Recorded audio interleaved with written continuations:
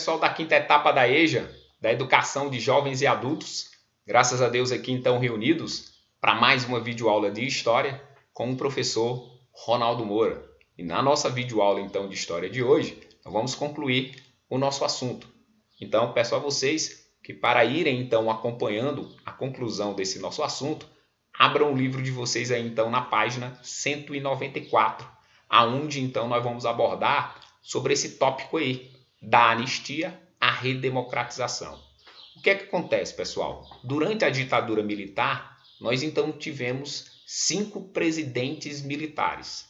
O primeiro, Castelo Branco, depois o general Costa e Silva, em terceiro, o general Médici, em quarto, o general Geisel e, por fim, o general Figueiredo. Nós vamos pegar como exemplo o general Figueiredo, que vai governar o Brasil principalmente ali no final da década de 70 até 1985.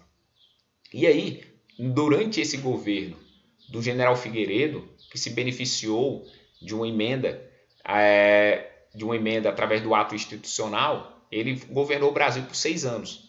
Então, nós podemos dizer que o Figueiredo, ele durante o seu governo ditatorial, ele sim colocou em prática várias medidas redemocratizantes.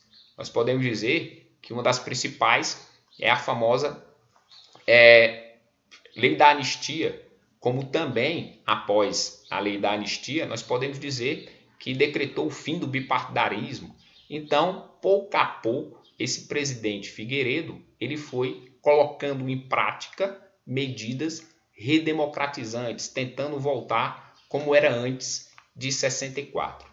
Mas uma das principais exigências da população brasileira, além da anistia, poder pessoas, serem perdoadas por possíveis crimes cometidos durante a ditadura, além do fim do bipartidarismo, ou seja, as pessoas o que mais elas queriam era poder votar para presidente.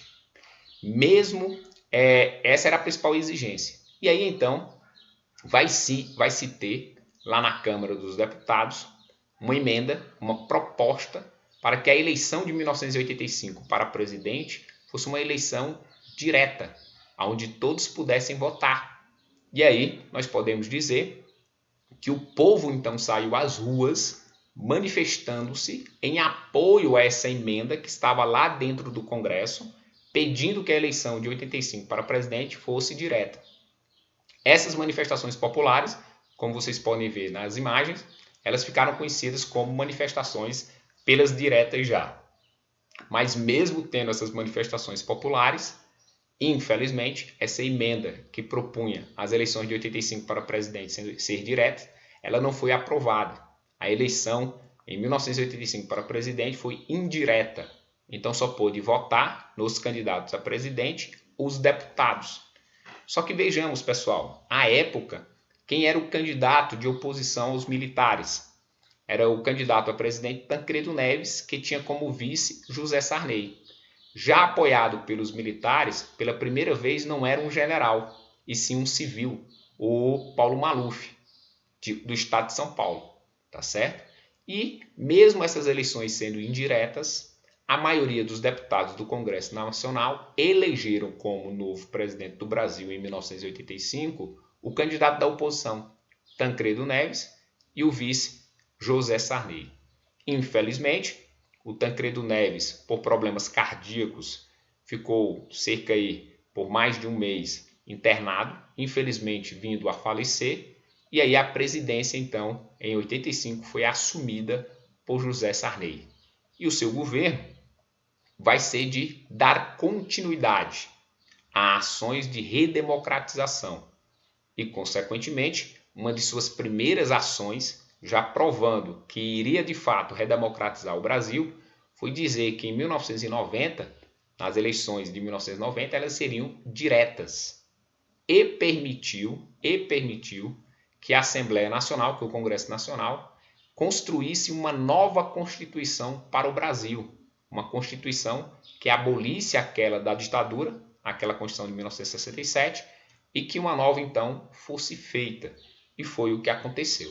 Nós podemos dizer que em 1998, como vocês veem aí na imagem, o presidente da Câmara dos Deputados à época, o deputado do PMDB, Ulisses Guimarães, apresentou aos brasileiros a nova Constituição do Brasil, o novo livro de leis que vale até hoje nesse país, a Constituição de 1988. E aí, pessoal, nós já se vamos aí para a nossa 7ª Constituição.